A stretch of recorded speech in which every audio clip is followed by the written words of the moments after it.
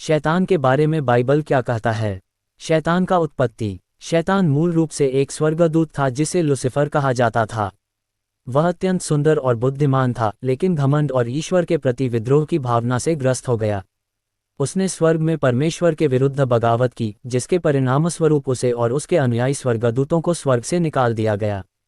यशायाह अध्याय 14 का 12 से 15 में बाइबल ऐसा कहती है, हे भोर के चमकने वाले तारे, तू कैसे आकाश से गिर पड़ा है?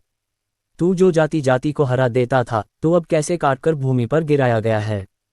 तू मन में कहता तो था, मैं स्वर्ग पर चढ़ूंगा, मैं अपने सिंहासन को ईश्वर के तारागण से अधिक ऊंचा करूंगा और उत्तर दिशा की छोर पर सभा के पर्वत पर विराजूंगा। मैं मेघों से भी ऊंचे ऊंचे स्थानों के ऊपर चढ़ूंगा, मैं परमप्रधान के तुल्य हो जाऊंगा। परंतु तू अधोलोक में उस गड्ढे की तह तक उतारा जाएगा। और प्रकाशितवाक्य अध्याय 12 का 9 में ऐसा लिखा गया है, तब वह बड़ा अजगर अर्थात वही पुराना सांप जो इब्लीस और शैतान कहलाता है और सारे संसार का भरमाने वाला है, पृथ्वी पर गिरा दिया गया और उसके दूत उसके साथ गिरा दिए गए। शैतान दुष्टों का हाकिम है। मत्ती अध्याय 12 का 24। शैतान झूठे का पिता है। यूहन्ना अध्याय 8 का 44। शैतान परमेश्वर का विरोधी है। पहला पत्रस 5 का 8।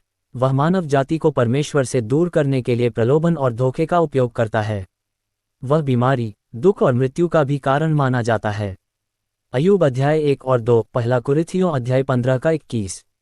विश्वासियों के लिए खतरा। शैतान विश्वासियों के लिए एक गंभीर खतरा है। वह उन्हें पाप में फंसाने और परमेश्वर से अलग करने की कोशिश करता है। विश्वासियों को शैतान के छल से सावधान रहना चाहिए और प्रार्थना और परमेश्वर के वचन के माध्यम से उसका विरोध करना चाहिए।